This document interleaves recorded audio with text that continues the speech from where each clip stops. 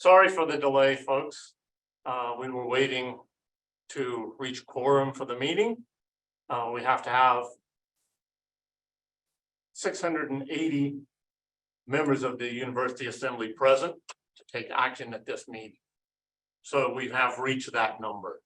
So for those who do not know me, I am Scott Wayne. I am the chair of the WVU Faculty Senate. I also want to acknowledge my support team today: Frankie Tack, the chair-elect; Ashley Martucci, the past chair; David Hauser, faculty secretary; Corey Hunt, our faculty office administrator; Anne Mafaso, our parliamentarian; and Ava and Kayla from the Teaching and Learning Commons.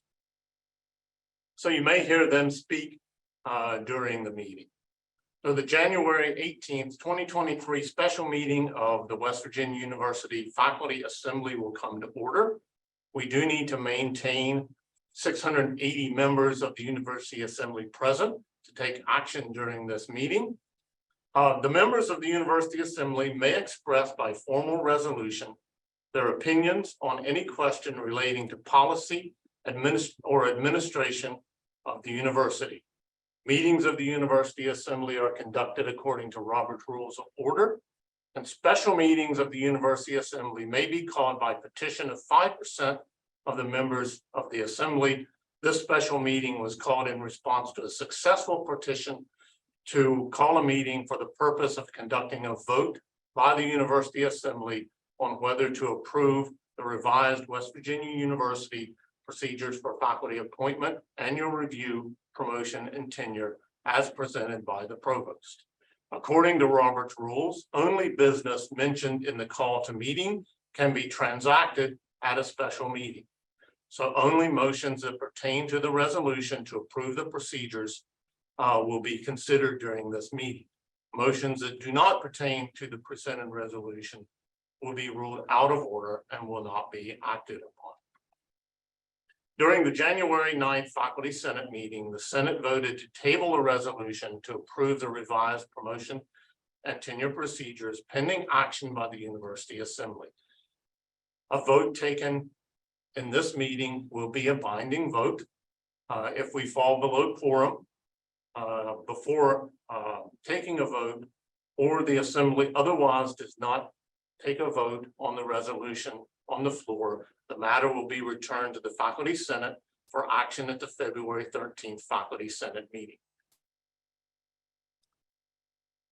So prior to the scheduled vote in the Senate, the provost team gave a brief presentation to provide context about the process and changes that have been made to the document in response to faculty input. I believe it is important for the University Assembly to also have the benefit of that context. So I have offered the provost team the opportunity to provide the same presentation at this meeting. So, Madam Provost.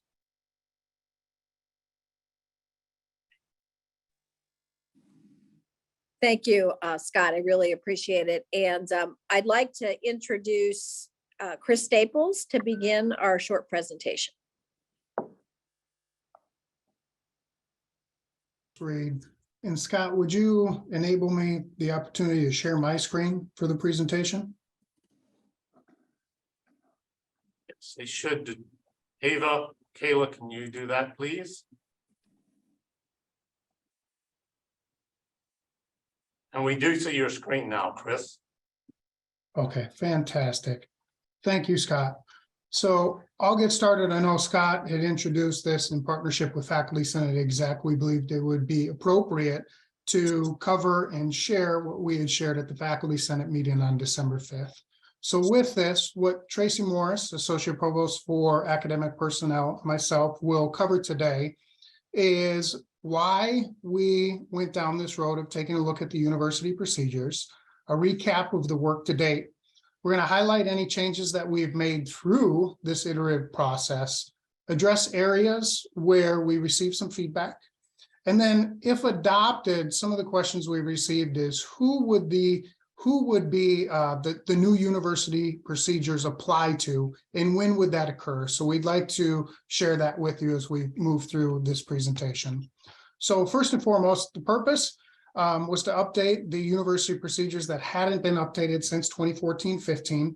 and it was to recognize faculty and reward faculty for their contributions towards the university mission, as well as the strategic priorities set forth. We utilized an equity-minded approach that supported a variety of faculty contributions with a specific focus on transparency, accountability, and flexibility. So from a work-to-date perspective, we had conducted an external audit in fall of 2020 with Dr. Carrie Ann O'Mara, who's a national expert, not only on workload guidelines, but also promotion and tenure guidelines. The work started with a recognition and rewards committee that was put together in February of 2021. And that committee consisted of 17 representatives across colleges and schools across the university. On a weekly basis, we reviewed portions of the current university procedures, and that took place over calendar year 2021, as well as in the spring 22 semester. Throughout the spring 22 semester, we had shared key portions of the draft university procedures with faculty advisory committee, faculty senate exec, deans, vice presidents, as well as general counsel. And I would note that we made changes to the proposed university procedures based on feedback from these constituents, even before we had shared a draft of the university procedures with the larger university community. And I'll comment on this in a few slides. So work today continued.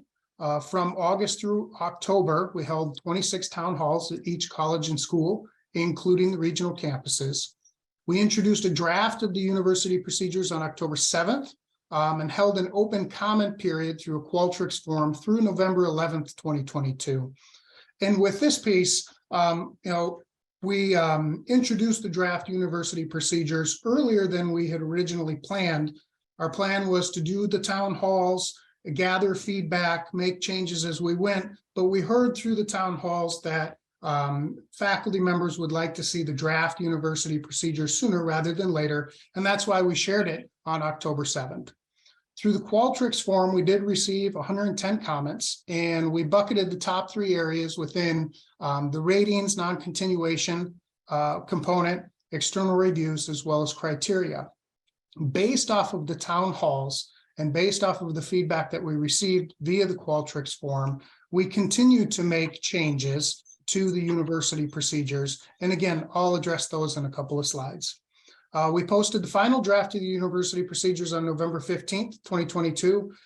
This also, in conversations with Provost Reed, was earlier than anticipated and earlier than the mandatory timeline that we had to have it to faculty senate for the vote.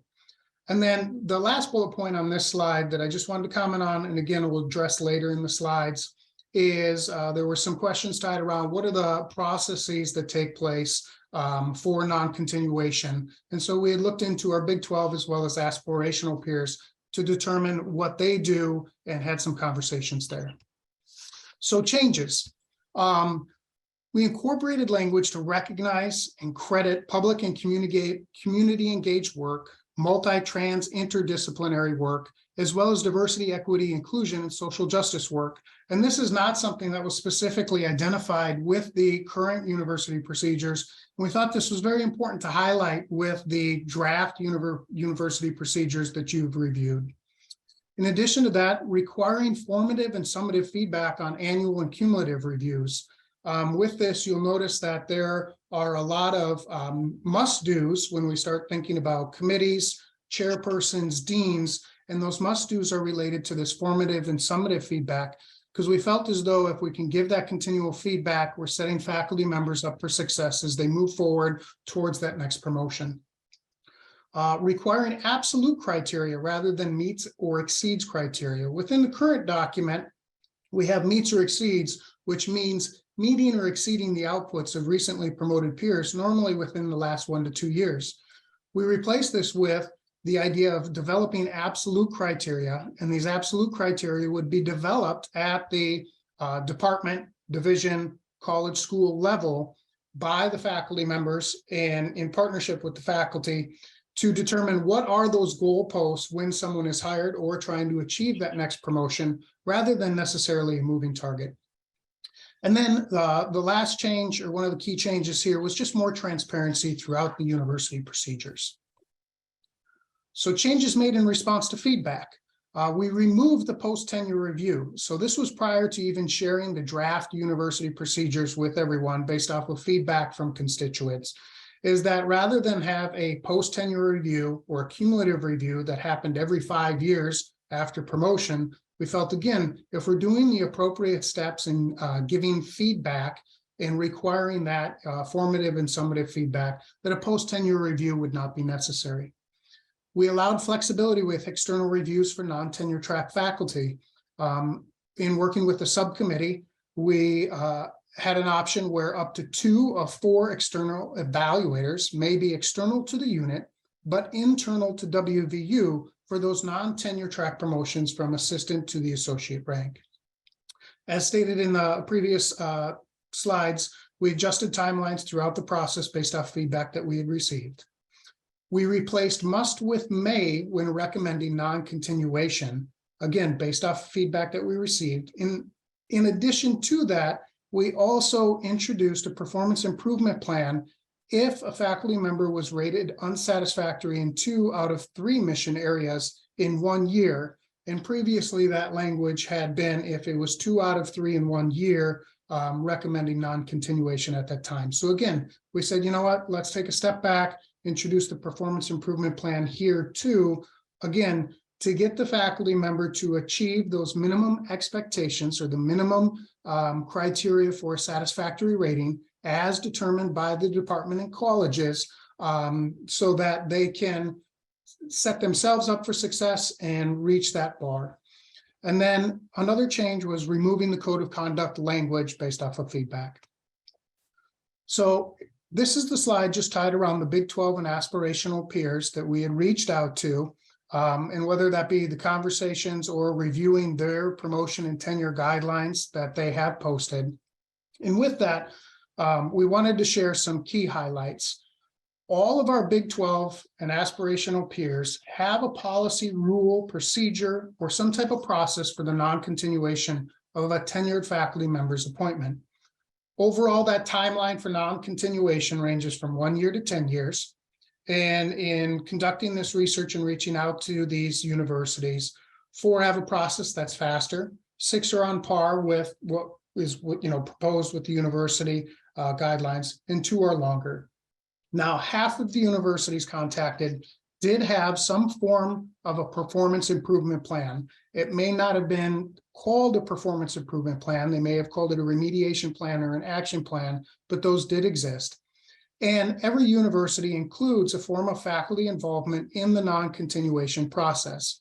So with this, when we think about faculty involvement, it varied from institution to institution. And it also within the institutions varied in whether or not that faculty input occurred at the department, college, or university level.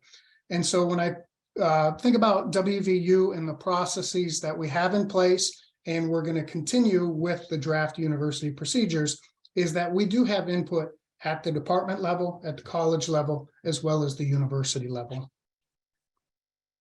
So this slide, I wanted to just touch on before I turn it over to Tracy to have further conversations about feedback we received, specifically around the tenure aspect. But we did receive a lot of questions about if this is adopted, what does this look like? So one, encouraging an iterative process and faculty involvement when developing college, school, department, or division guidelines. If adopted, newly hired or promoted faculty after the adoption date would fall under the new university procedures.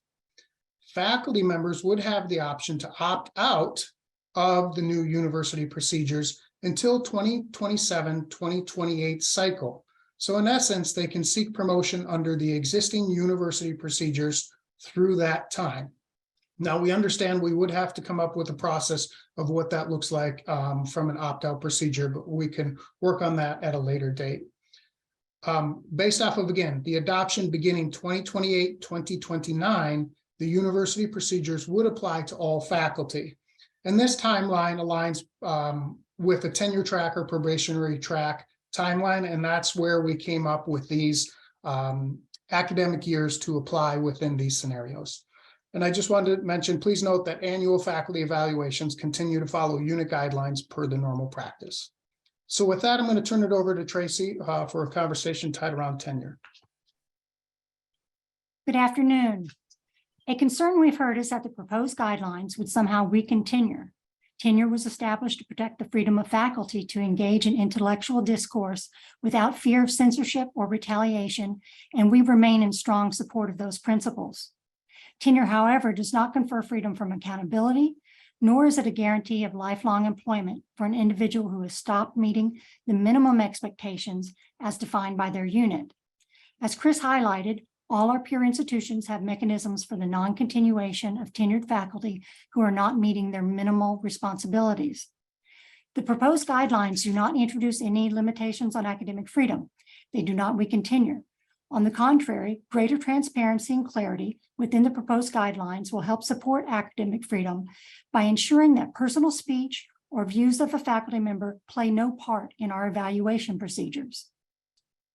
One of the advantages of the proposed guidelines is that departments will be required to establish criteria for each rating level in advance.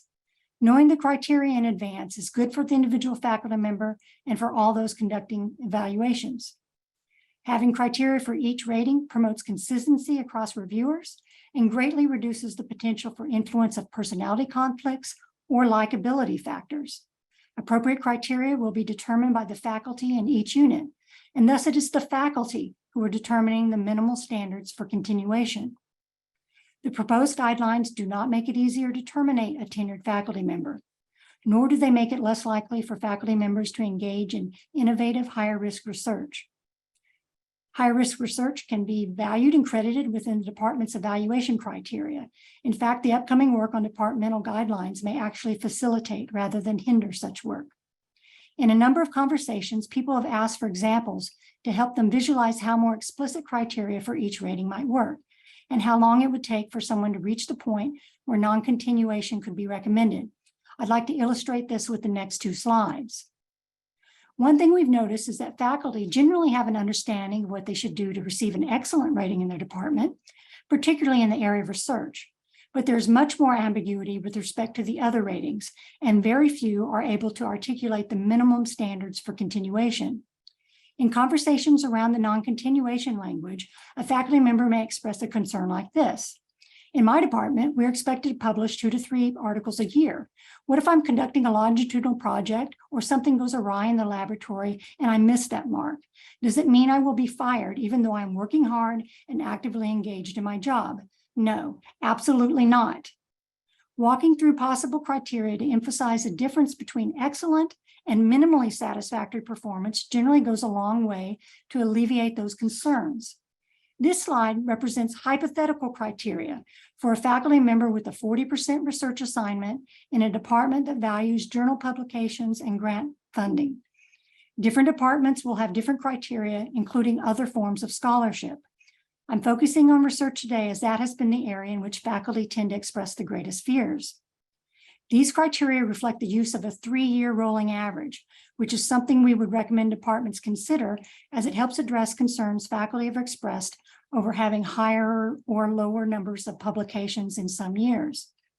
In this example, though 2 to 3 publications per year would be considered excellent, a faculty member with a 40% research assignment would only need to publish once within every 3-year period to continue to perform at a satisfactory level. A rating of unsatisfactory only would apply after their publication output dropped to 0 and they had been given feedback in previous evaluations. Using the criteria from the previous slide, this table illustrates the shortest period of time it would take for non-continuation of a previously productive faculty member. This person would have had to have 0 research products for 4 years while being unresponsive to feedback and the reasonable provisions of a performance improvement plan. That is a considerable time not to be performing 40% of one's assignment. Though non-continuation is a rare outcome, it has happened, and we do think it is better to be more clear about the process and to ensure that anyone at risk for non-continuation has received feedback and been given the opportunity to improve. So what are the most common outcomes for someone whose research productivity may have declined? By far, the preponderance of faculty are responsive to feedback. Another of the advantages of the proposed guidelines is the strengthening of our mutual responsibilities. Evaluation committees, chairs, and deans will be required to provide meaningful feedback, and our office will be working with you to ensure that occurs. Sometimes people become overwhelmed or experience a setback and can really benefit from help resetting and breaking larger goals into accomplishable tasks. That is our intent with the performance improvement plan. It is designed to help the faculty member get back on the path to meeting the department's minimal standards for satisfactory performance.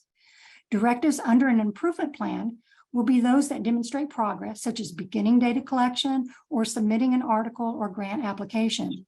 I'd Tracy, also want, yes, can we sort of speed things up a little bit? yes, I will. Summarize Okay. quickly. I Okay, know, let me jump to due process. I'm at my last slide. Right. We had some questions around due process and involvement of faculty and peer review. These processes have not changed within the proposed guidelines, and a committee or panel of faculty is included at all levels. If after proceeding through all levels, the final decision is non-continuation, there are 3 levels of grievance that may be pursued under our state code. Things have not changed there. We have been asked about the process recommended by AAUP, and in looking at procedures at the various institutions, we found that very few conform exactly to the AAUP recommendation. Importantly is whether there's faculty peer review, and indeed we have that.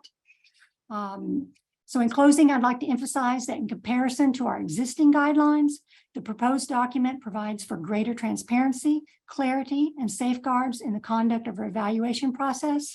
Now I'll hand off to Provost Reed. Provost Reed, can we keep it as brief as possible? All I want to say is thank you, Tracy. Thank you, Scott, and the Senate leadership for giving us an opportunity to share the same information that we shared at Senate.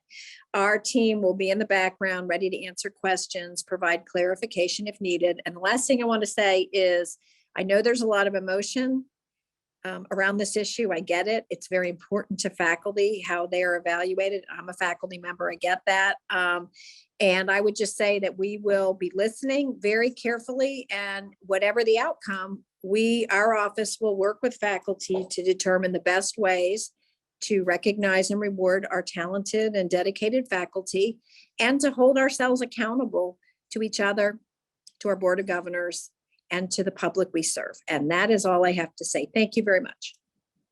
Thank you.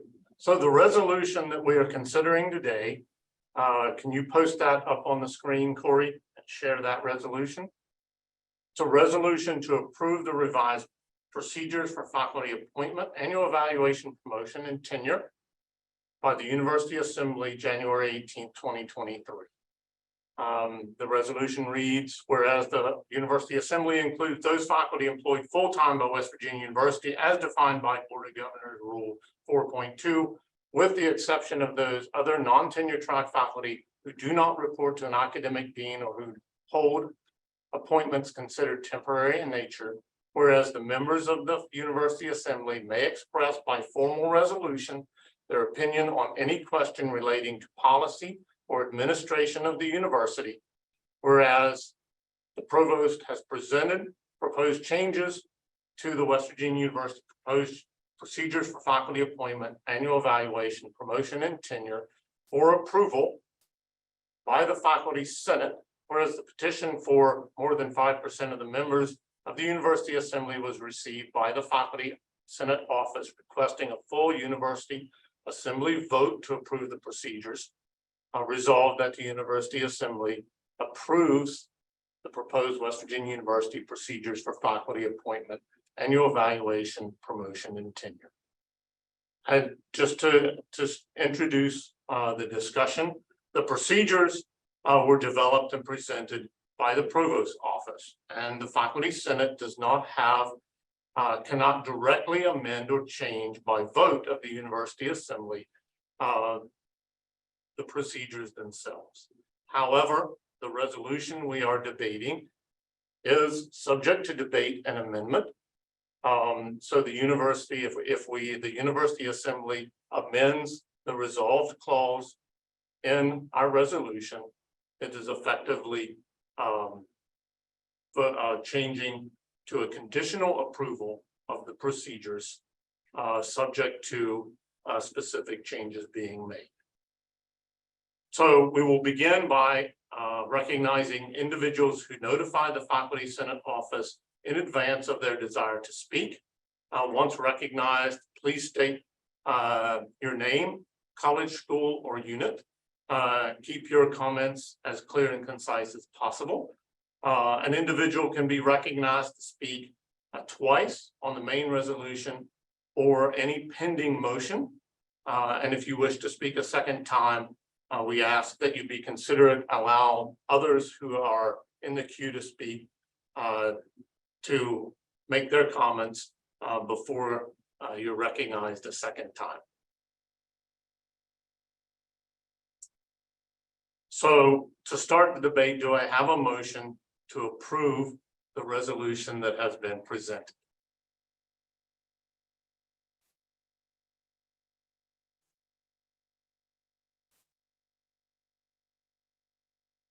Can somebody make that motion so we can move forward? Okay, thanks, Dan. Is there a second?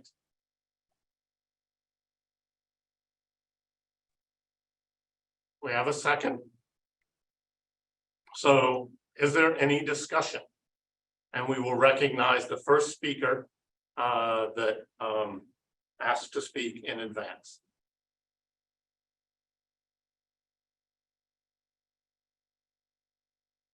Corey, can you identify who's our first speaker, please?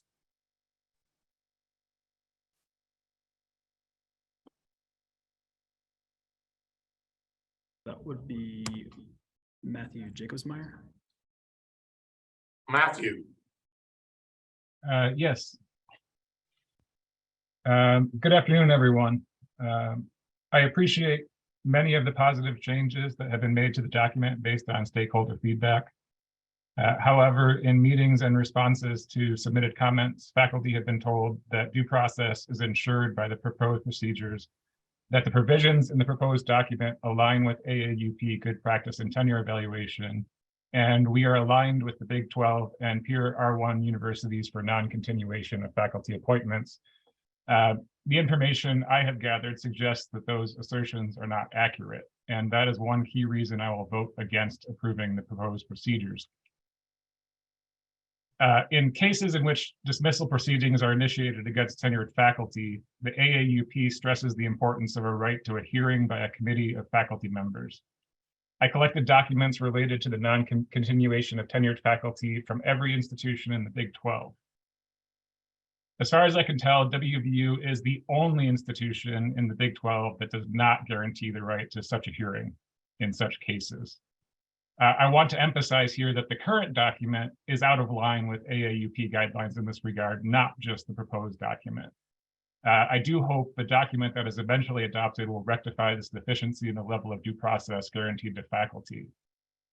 More broadly, the proposed procedures subject tenured faculty to the possibility of evaluation-based recommendations for non-continuation each and every year. At almost all institutions in the Big 12, post-tenure reviews are conducted every 5 to 7 years, and they are cumulative, not based on a single evaluation. Moreover, whereas procedures at Big 12 universities most typically ensure that faculty have multi-year periods to demonstrate improvement under performance improvement plans, the proposed procedures do not. It is very difficult for me to reconcile such information and the information I gathered as a whole with the assertion that the proposed procedures align with procedures at Big 12 universities. I realize my speaking time is up, but I can provide additional examples and information upon request. Thank you. Thank you, Matthew.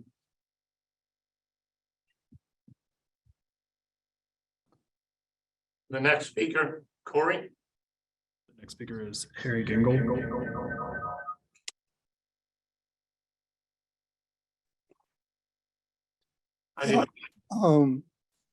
Yes, my name is Harry Gingold, and I'm a professor of mathematics for more than 40 years at WVU, and I'm voting no for the new guidelines, and I want to tell you my reasons why I'm voting no. The new guidelines are for all practical purposes a fast track for termination of tenured and non-tenured faculty. Many of us are judged on excellence in two areas of contributions that are teaching and service, while service required reasonable contributions. The new guidelines permit the university to terminate now on the basis of unsatisfactory in service. That should be much easier even to do for the university than in the realm of teaching. WVU has an acute problem in education, more than most universities in the southern eastern region of the USA. There is a tremendous pressure on faculty that is not just pressure. I would say it is intimidation to assign grades that are in many respects fraudulent grades, and I can bring examples to that. Due process and respect for written guidelines are at all-time low at WVU, and the prime violator of due process and guidelines have been the office of the president and the provost, upholding lower level decisions of administrators. And without due process, without respect for guidelines, there is no academic freedom. WVU has been making extensive use of unsatisfactory in teaching for termination faculty. This, Harry, you have 10 more seconds. well, the last thing that I want to say, that the termination, if termination will trigger all levels of review, is a dubious reassurance. It is so because for all practical purposes, there is the chair and the dean that ultimately is recognized by the higher administration. Thank you very much. Thank you, Harry. Next up is Glenn Jackson.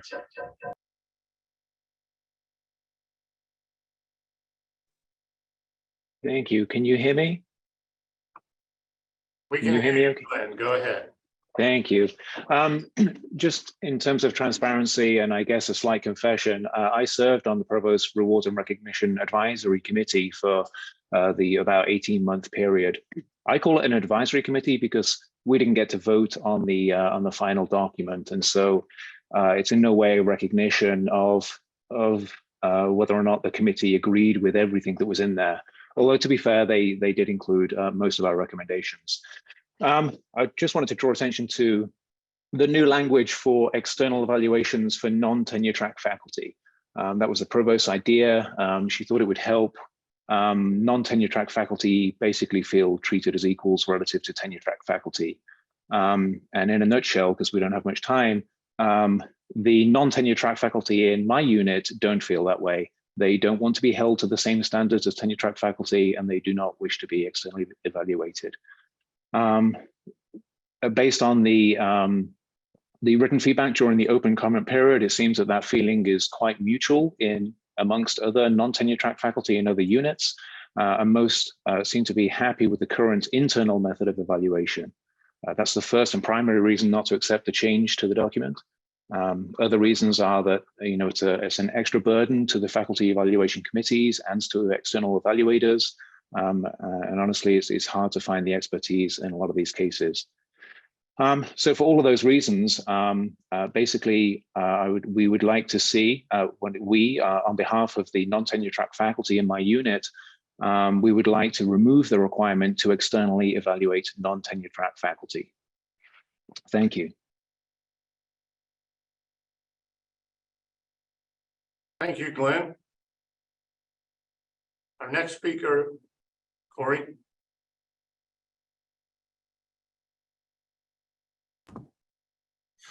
I believe Glenn was trying to make a motion there.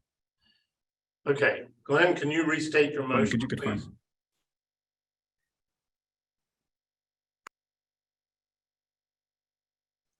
Sorry, certainly.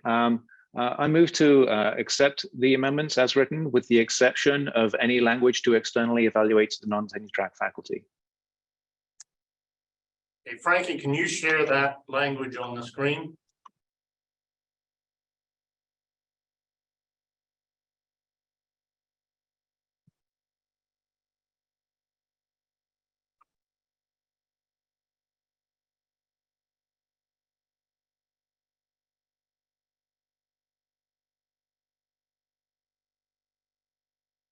Okay, so the motion being made is a motion to amend the resolved clause in the resolution.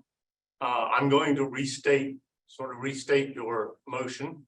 Resolve, the University Assembly approves the proposed West Virginia University procedures for faculty appointment, annual evaluation, and tenure, subject to the removal of any requirement for external reviews for promotion of non-tenured track faculty from assistant professor to associate professor or associate professor to full professor. To be a motion to amend. And you need to state it as a motion to amend.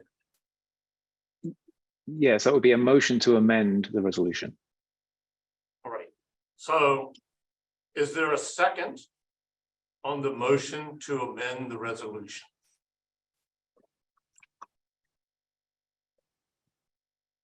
Jeremy Roberts has seconded. All right, so is there any discussion? If you wish to be recognized to discuss, please request that in the Q&A, and we will recognize each speaker. So is there any discussion on this motion to amend the resolution?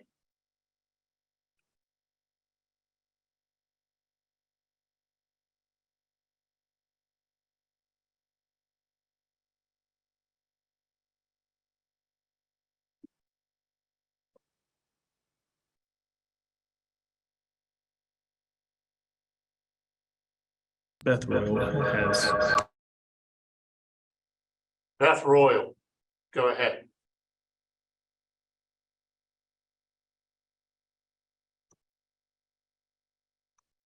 There we go. Thank you. Beth Royal, WVU Libraries. I'd like to, if I could offer a friendly amendment to the amendment, that the language just be expanded so it's not specific to professors, but since we have non-tenure track librarian faculty, we don't have the professor title, if that could be a friendly amendment to include librarians.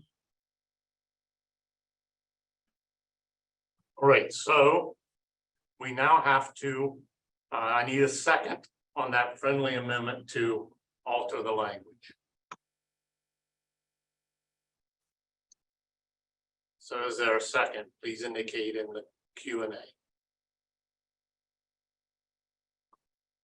We are voting yes on a motion to amend. We are not voting on the rest of the resolution at this point in time.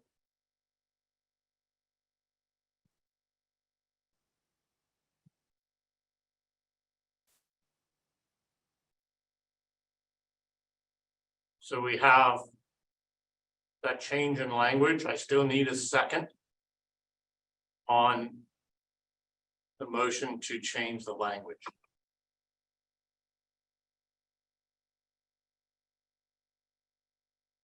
Okay, so I think we have the second.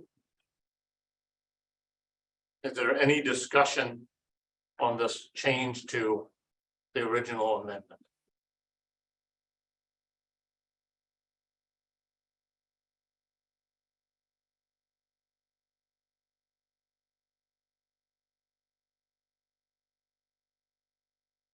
I don't see any other discussion with that change of language. So we will have a vote to accept this amendment. Corey is going to put a link to a Qualtrics ballot to vote on this amendment. So we are voting on an amendment to change the resolved clause to read: the University Assembly approves the proposed West Virginia University procedures for faculty appointment, annual evaluation, and tenure, subject to the removal of any requirement for external reviews for promotion of non-tenure track faculty from assistant professor librarian to associate professor librarian or associate professor librarian to full professor or librarian.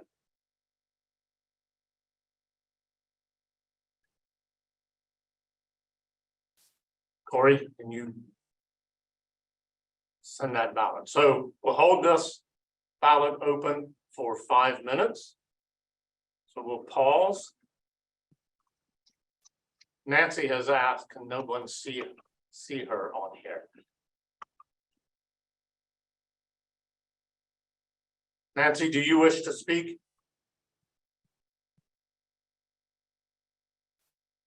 So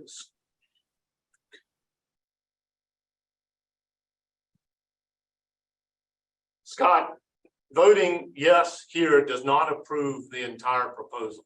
It approves only a language change that you see on your screen.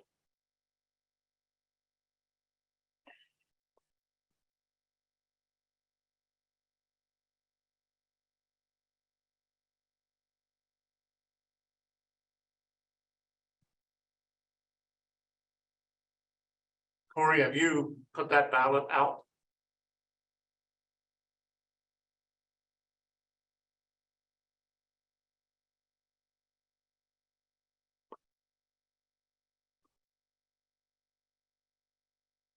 The ballot is in the chat.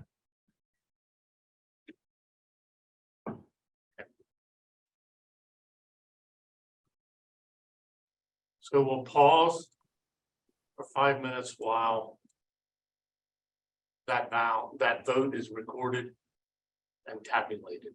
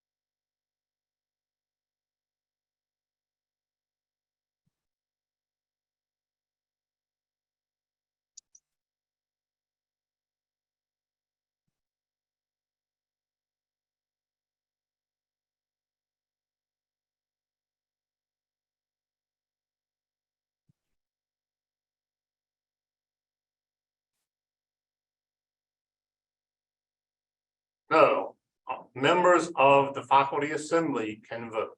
It's not, the vote is not limited to only members of the WVU Senate. All others are being counted as well. This is a faculty assembly meeting.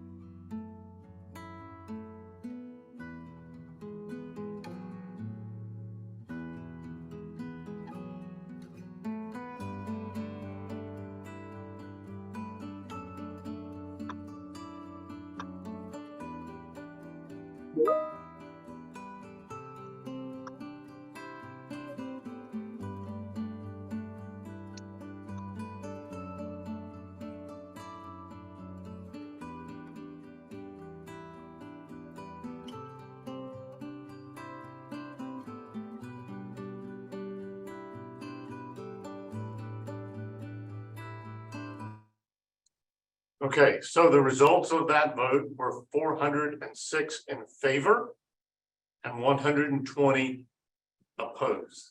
So that motion carries, and the language is changed to reflect that amendment. Corey, who is our next speaker?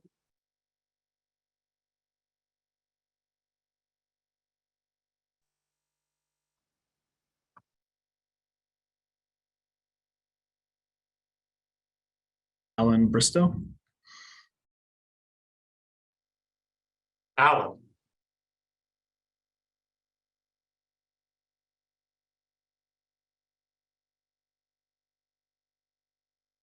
If you wish to make a second motion, enter that in the Q&A.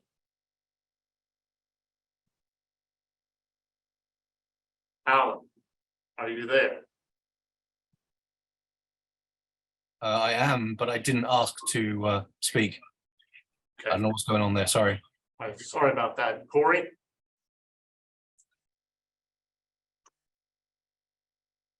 Who's next in line?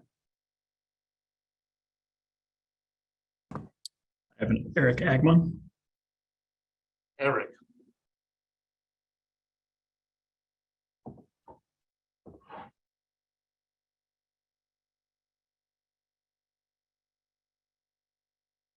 You can unmute. Okay, can you hear me now? We can hear you now. Thank you. Eric Agman, Department of Neuroscience, School of Medicine. I'm a full professor. I've been here for over 25 years. What we have in front of us is an attractive package, beautifully wrapped in verbiage about social justice, equity, and transparency. However, inside, far from transparent, lurks a poison pill, a new mechanism to terminate any faculty, whether tenured or not. Make no mistake, this is not a clarification, quote unquote, of the wording in the existing faculty evaluation guidelines.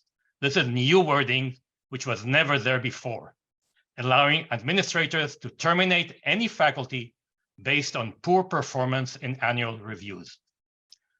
What does it take to terminate a tenured faculty according to the proposed guidelines? All it takes is 2 consecutive years of unsatisfactory ranking in any area, including service. And you get unsatisfactory after 1 year with satisfactory ranking in which you have not mended your ways. How easy is it to find yourself in this situation? Very easy. Maybe you've had 3 consecutive years with insufficient publications. Or maybe you've had 3 consecutive years with unfavorable student evaluations. It can and does happen to any of us. Combine that with an administrative leader, say chairperson or dean, who just happens not to like you, and you can be singled out for termination. Yes, there needs to be a mechanism to trim dead wood, to remove faculty who consistently, year after year, do not contribute to any of the institution's missions. However, this is a wrong mechanism, and it is ripe with a potential for misinterpretation and misuse. With this mechanism in place, our cherished tenure system and our even more cherished academic freedom are in mortal danger. Please vote no and send this proposal back to the drawing board. Thank you. Thank you, Eric.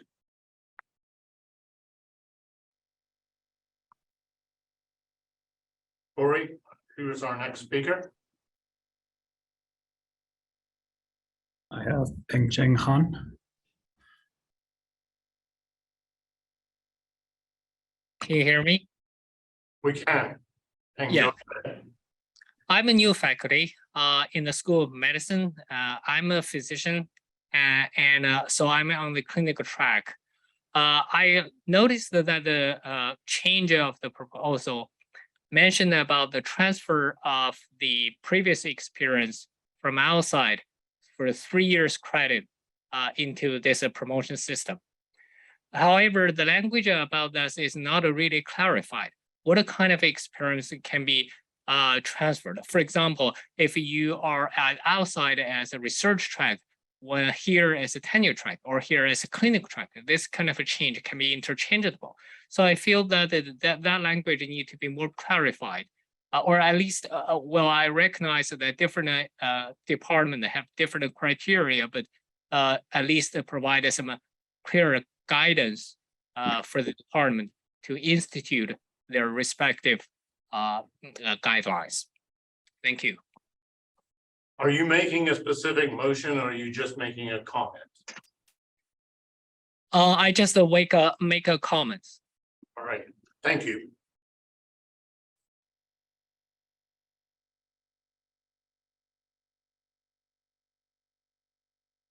Corey, who's next on the list, please? Xinyu Shang.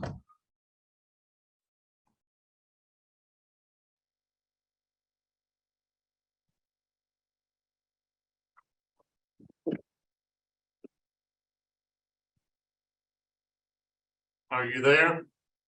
Ava says she does not see him. Looks like they might not be here. The next would be Jeremy Roberts. Jeremy, go ahead. Thank you. So one of the things that I keep getting told over and over is that we're going to create a grandfather style clause or policy. That is making a lot of faculty that I've been talking to nervous. And it's all talk so far. And there's been other topics that have been talked about over and over and over, but there's been no action. So, Mr. Chairman, I make a further motion for amendment that a grandfathering clause regarding promotions be directly added to this proposed document.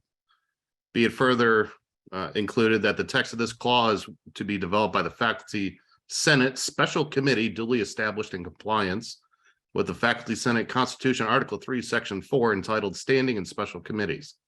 Members of this committee shall consist of representative groups of all faculty tracks recognized by this university, with the full text of the completed grandfathering clause being presented for adoption by the Faculty Senate no later than April 2023.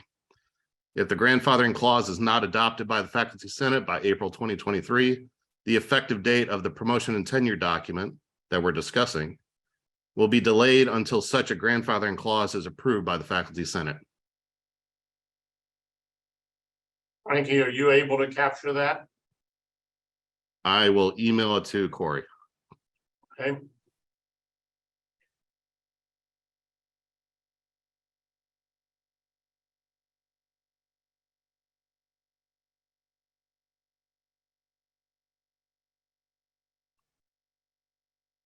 I think we need to be able to see that on the screen before we vote. Is there a second to that motion?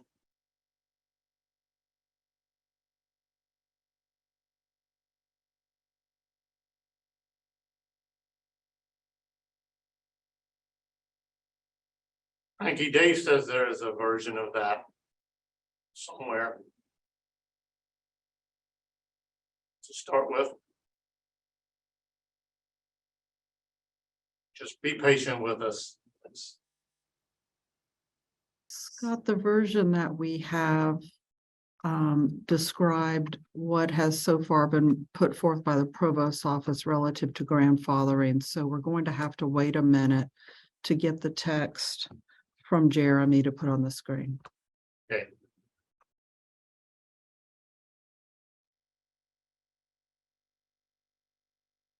Do we want to have another one speak while we're waiting, or do we need to just hold on for a minute?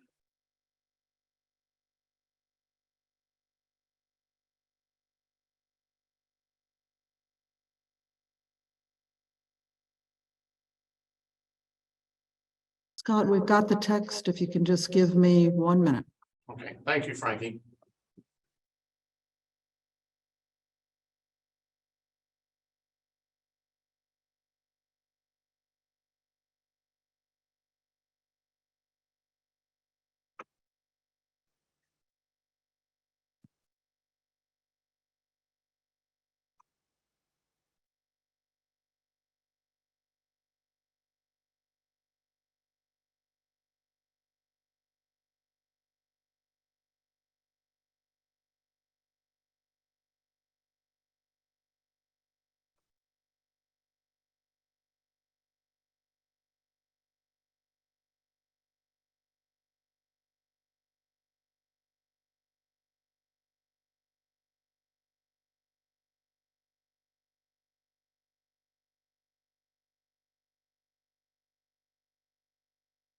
Okay, Jeremy, there is the text. And we do have a second. Is there any discussion about this proposed change?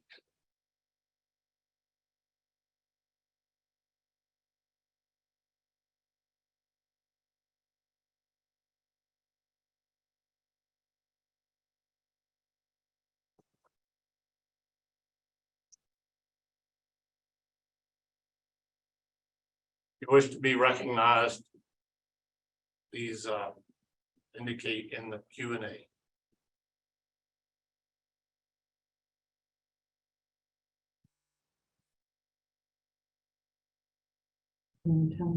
I think Drew Nix has a discussion point. Drew.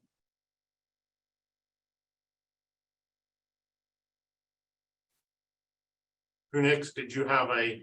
Yeah, can you hear me okay, Scott? We can hear you. Yeah, I just wanted to say that I know that I put through a discussion point through the Qualtrics link specifically about this in response to some of the constituents in the Statler College. And I believe that Xinyu Zhang was also going to speak about this a couple of minutes ago. So I do know that there's been quite a bit of discussion on this point of including the sort of implementation guidelines into the actual document. Thank you. And we have a question in the chat that, does this include the earlier amendment? And yes, it will include the earlier amendment regarding librarians. So we'll have to get all of those amendments included. Kevin Mylans also indicated he wished to say something with regards to this change. Yes, thank you. Thank you. So if I'm new to these meetings, but when I read the language in the first sentence, resolve the University Assembly approves the proposed West Virginia University procedures for faculty appointment, annual evaluation and tenure, subject to that a grandfather clause and so on is added to this proposed document. In my reading of that language, it seems as though if a grandfather clause is adopted, which meets the criteria specified by this amendment, then the University Assembly would be approving the change package as a whole. And I think that's not our intention. I think our intention here was to propose changes, have a collection of changes proposed, and then vote on the proposed package with the changes included. At least that was what I thought was our intention, but that doesn't seem to match what I'm reading here with the formal text of the resolution. But that is our intention, keeping in mind that conditional approval is not binding, that those changes are made to the document itself. The recommendations for consideration by the Provost's office. The intent is to have a collection of recommendations or conditions tied to the final vote to approve the procedures subject to these amendments. So may I move then that we modify the language of this resolution so that the language reflects that intention?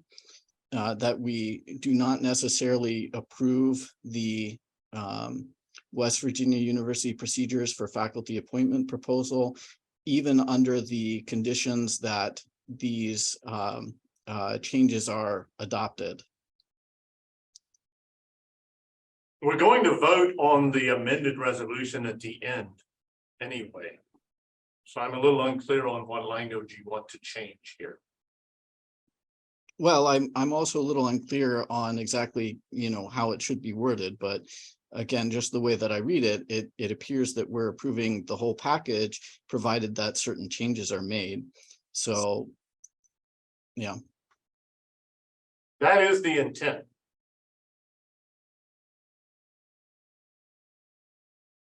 I'm sorry, I misunderstand. So the intent is that that we will vote after making the changes. We'll vote. We'll have a final vote on all of the package together with our proposed changes. That is correct. Okay. There will be a final vote on the main resolution. So we are now just considering amendments to the resolution.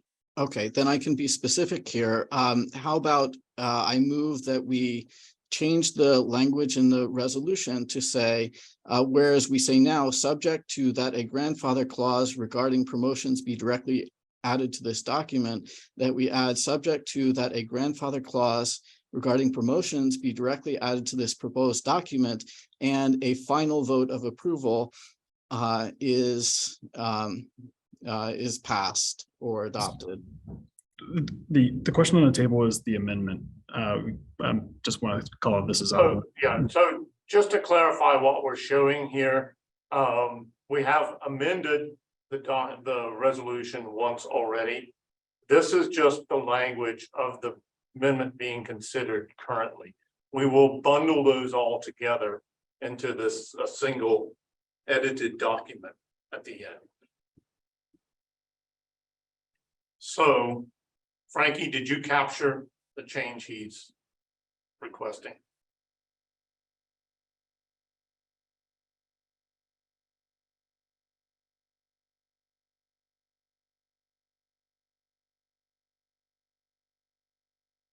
All right.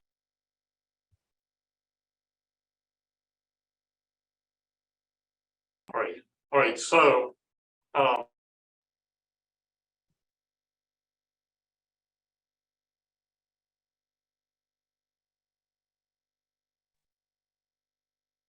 right, sorry about that. Frankie, did you capture that change? So the intent is that we are going to vote on a series of amendments. Those will be put together in a final version of the document. And that is the document we will vote on finally approving after the amendments have all been considered.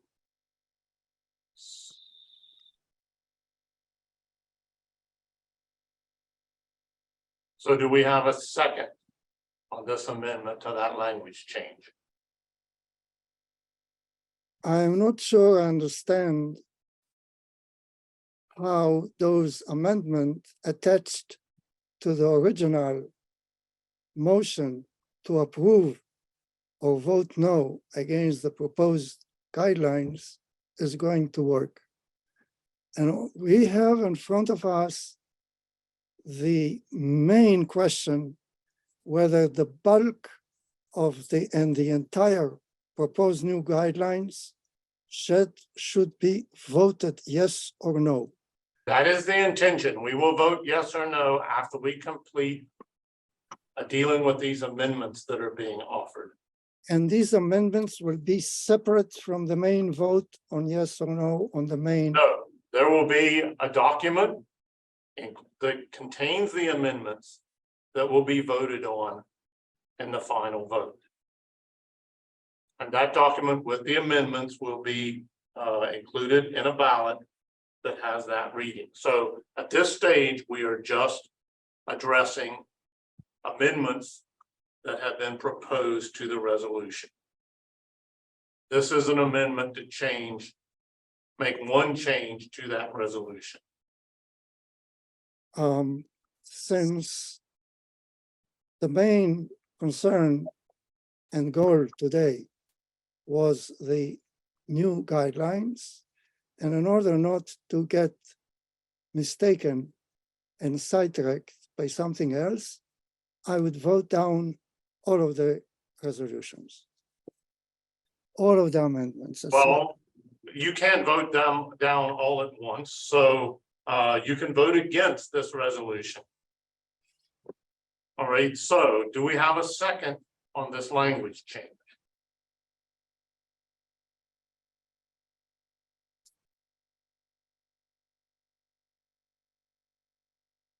Okay, we have a second.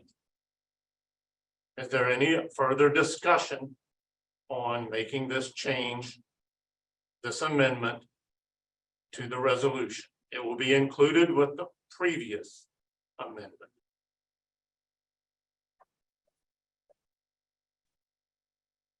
All right. I see no other request for, just make sure here.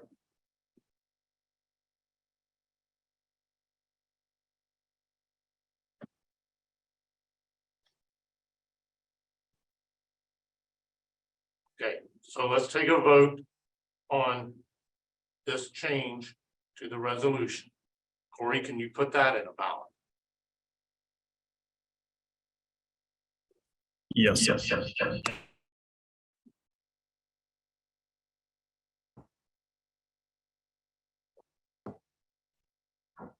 That'll be going in the chat in just a second.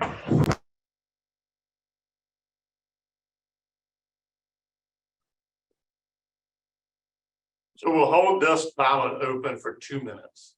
We did the first one a little bit longer so we could make sure everyone knew what we were doing.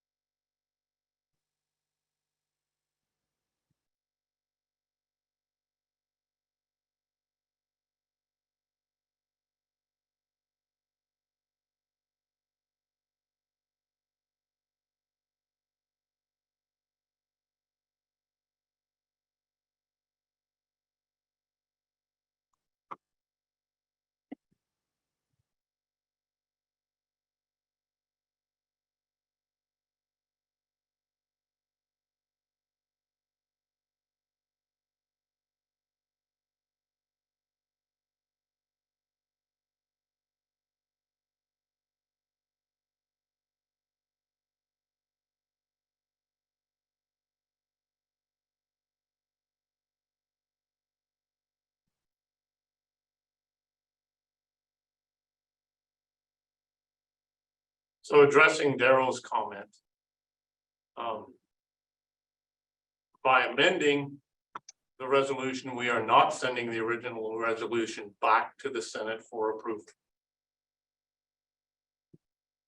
The resolution, if voted on in the faculty assembly, would be the final binding vote.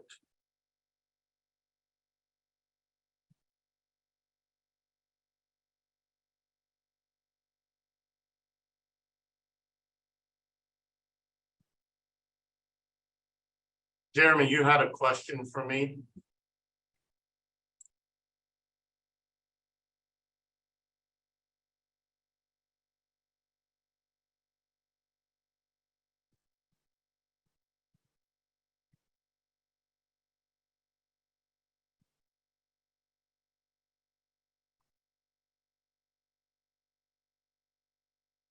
If you wish to abstain, just do not vote. My question, Scott, I'm sorry, I was muted on my end. So we're doing all these modifications to the resolution. And then after we're all done, we're going to do it as an overall package. And this is going to get sent to the provost office where they can either accept these resolutions or reject them themselves. That is correct. So what we do here is not actually binding on anybody. It is not the faculty assembly and the faculty senate advisory bodies. But the provost has said that they wish to work with us, but they have final decision on whether they change the document. Thank you for the clarification.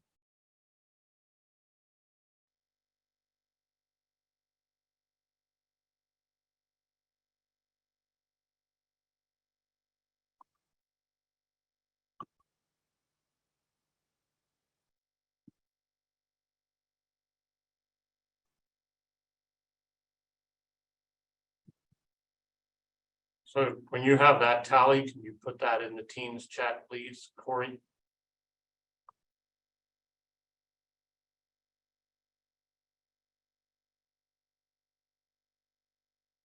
Mandy, do you wish to have something in the chat? You just said hello.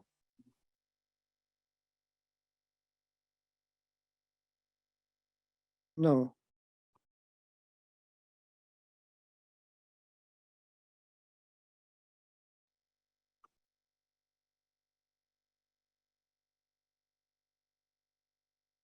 Hello, can you hear me now? Yes, we can hear you. Okay.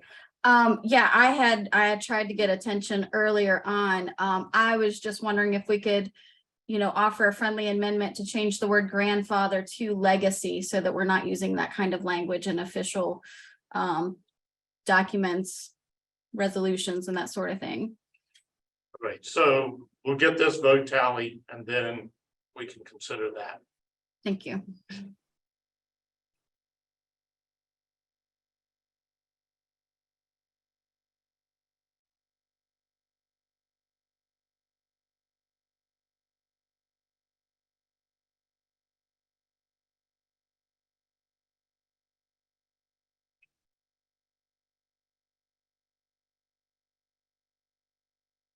Corey, where are we on this vote?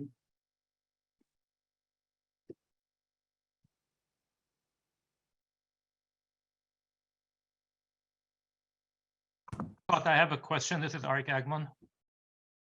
Hang on a minute. The chat is disabled. Just chat is disabled. Sorry about that. The results are 254 votes in favor, 127 opposed. Okay, so that motion also carries. So we made 2 amendments to the resolution. So Mandy, can you go ahead and make your motion, please? Yes, I would like to make a friendly amendment to the amendment that we change the word grandfathered to legacy.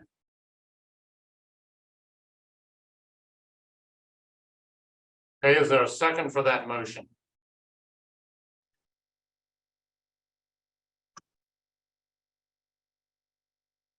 We have a second. Is there any discussion to change grandfather to legacy?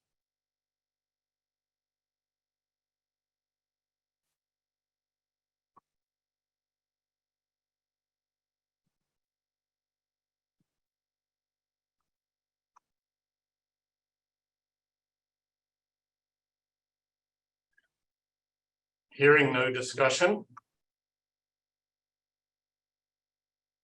Can we put that ballot in the chat, please, Corey?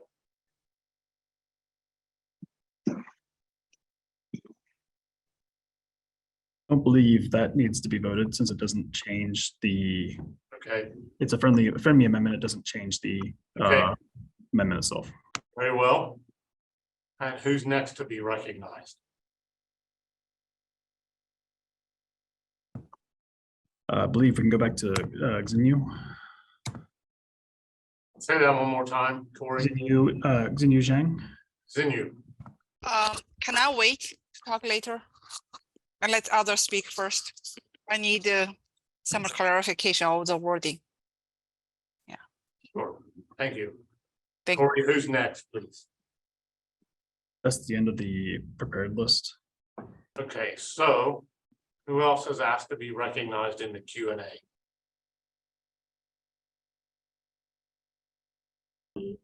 Aaron Foote. Aaron. Go ahead, please. Yes, I call the question to vote on the tenure document as proposed by the faculty administration. I find that this is an ineffective venue to be hashing out pretty delicate details about a document that's going to affect the work and lives of both current and future faculty members. So I call the question. We have already approved 2 amendments. So if you're going to call the question on the original version of the document, we would have to remove the current amendment. So are you calling the question on the current version as amended?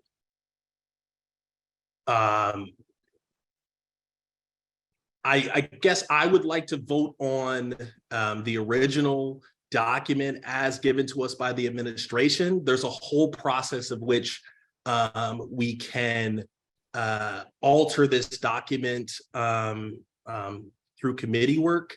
And so I would like to call the question on the original document, but if that is not possible, we can call the question now too on the currently proposed. So since we have approved 2 amendments, you have to call the question on the resolution as amended. Okay, I'll call the question on the resolution as amended.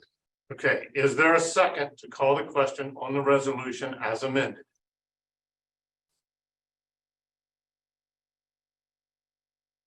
William, are you seconding that motion?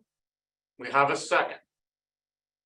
So a motion to call the question must be approved by a 2/3 majority vote. So Corey, can you put a ballot on the motion to call the question in the chat, please?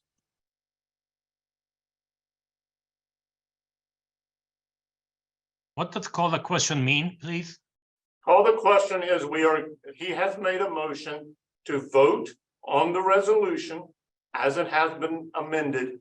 Essentially, he is making a motion to end debate on the resolution and move to a final vote. His motion was seconded. It now has to pass by a majority of 2/3 voting members present in the meeting in order to end debate and move to a final vote. So there is a ballot titled Previous Question Ballot. Please vote on that ballot. We need 2/3 majority to call the question and move to a final vote on the resolution. Scott, do you mind answering this question? The voting occurs in Qualtrics. On my Qualtrics, I didn't see any voting. So there should have been a link posted in the chat for the meeting. You need to click on that link to register your vote.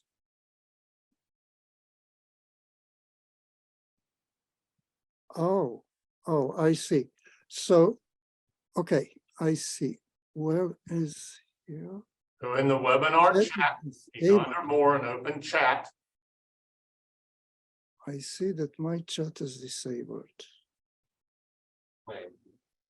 They'll answer you in the, okay.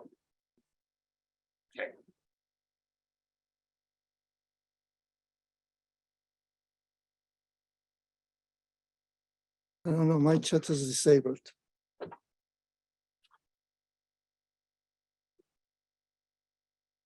So if you can email Corey or just state a comment in the Q&A, try and get that corrected for you.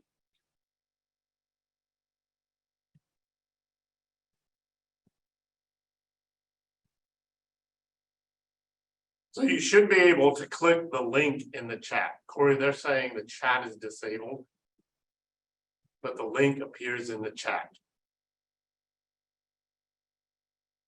No, the chat is disabled for us, but it's not disabled for you all. Right, so you can click in the chat link on the ballot to register your vote.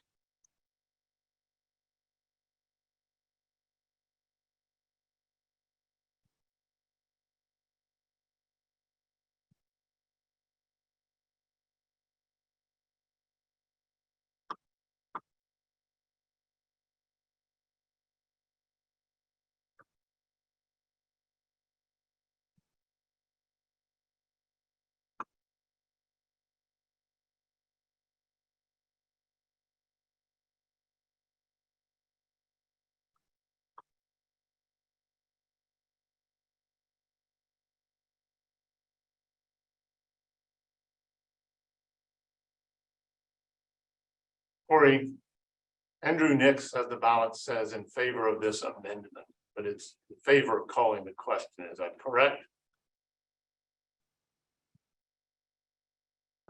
That is correct. I missed that edit on the rapid creation of the ballot. So this ballot titled previous question is a vote to end debate and call the question. Just to be clear.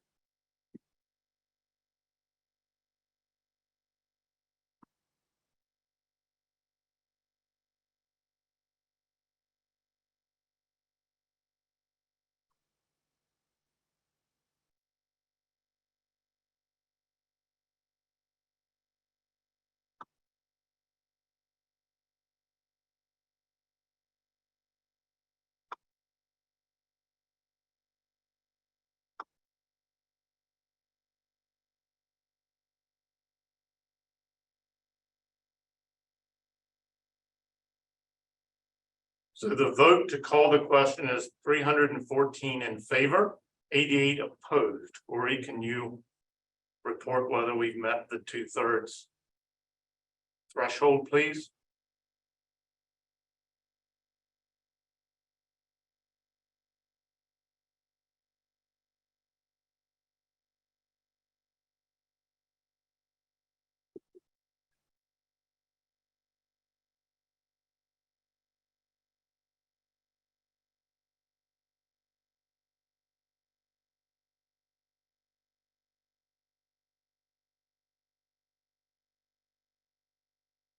It's 2/3 of those who vote. So, Not 2/3. yeah, so we need 2/3 of those who vote. We have 402 votes.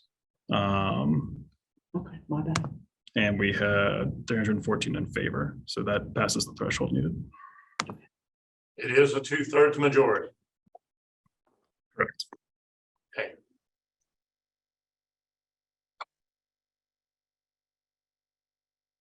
Okay, so the motion to call the question on the resolution as amended has passed.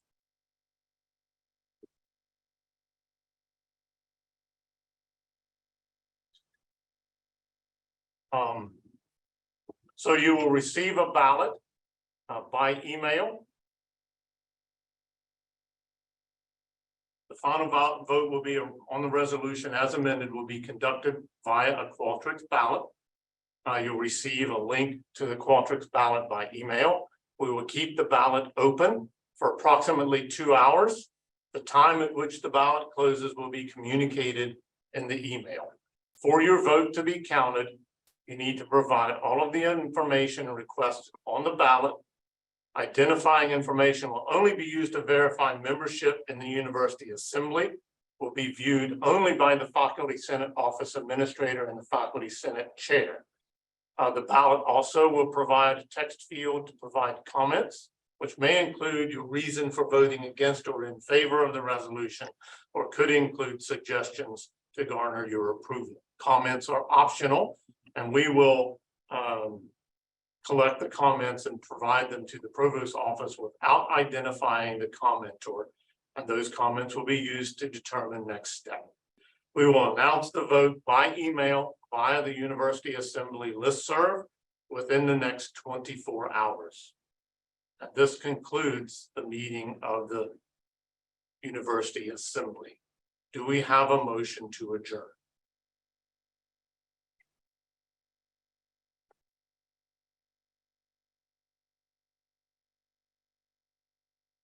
So moved. Is there a second?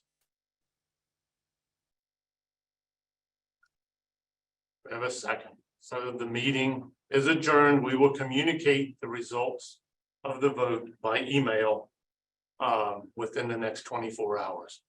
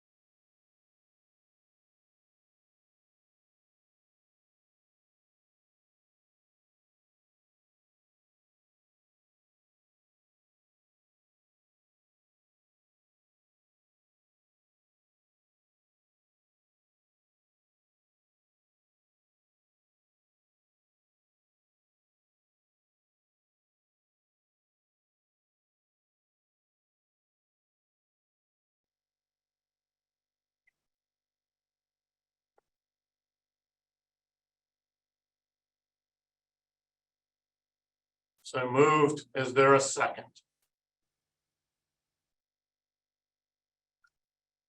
We have a second. So the meeting is adjourned. We will communicate the results of the vote by email within the next 24 hours.